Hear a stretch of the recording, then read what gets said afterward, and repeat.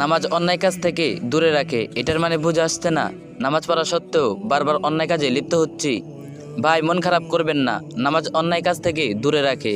এর মানে এ নয় যে নামাজ পড়লেই হঠাৎ সব গুনাহ বন্ধ হয়ে যাবে, বরং এর মানে হলো সঠিক খুঁজো সহকারে নিয়মিত ও সচেতনভাবে আদায় করা নামাজ মানুষের ভেতরে শক্তিকে জাগিয়ে তোলে।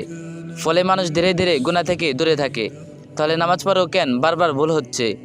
এক, নামাজ হচ্ছে চিকিৎসা, কিন্তু সময় লাগে। যেমন একজন রোগী নিয়মিত ওষুধ খায়, কিন্তু সুস্থ হতে সময় লাগে, তেমনি নামাজও মানুষের নফস, শয়তান ও খারাপ অভ্যাসের বিরুদ্ধে এক ধরনের চিকিৎসা, সময় ও ধারাবাহিকতা লাগবে। দুই, নামাজ আছে কিন্তু খুশু কোথায়? নামাজে মন না থাকলে তার প্রভাব কমে যায়। আমরা দাঁড়াই, রুকু সিজদা করি, কিন্তু আল্লাহ আমাকে দেখছেন, আমি আল্লাহর সামনে দাঁড়িয়ে আছি, এই অনুভূতি কম থাকে। এই অনুভূতি বাড়ালে গুনাহ থেকে বাঁচার শক্তি বাড়বে। তিন, আগের অভ্যাস সহজে ছাড়ে না। যে গুনাহে বারবার লিপ্ত হচ্ছেন সেটা হয়তো বহুদিনের শক্ত অভ্যাস।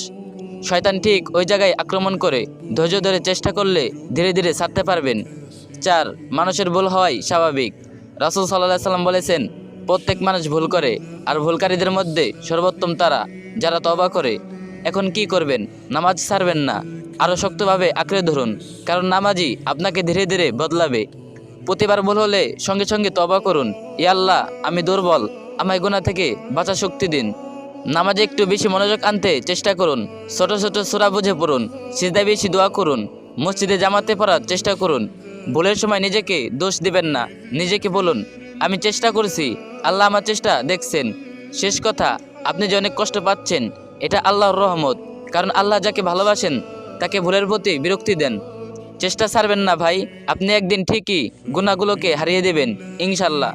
এই ভিডিওটি ভালো লাগলে অন্য একজনের সাথে শেয়ার করুন, আর যে যত পারেন কপি লিংক করে দিন।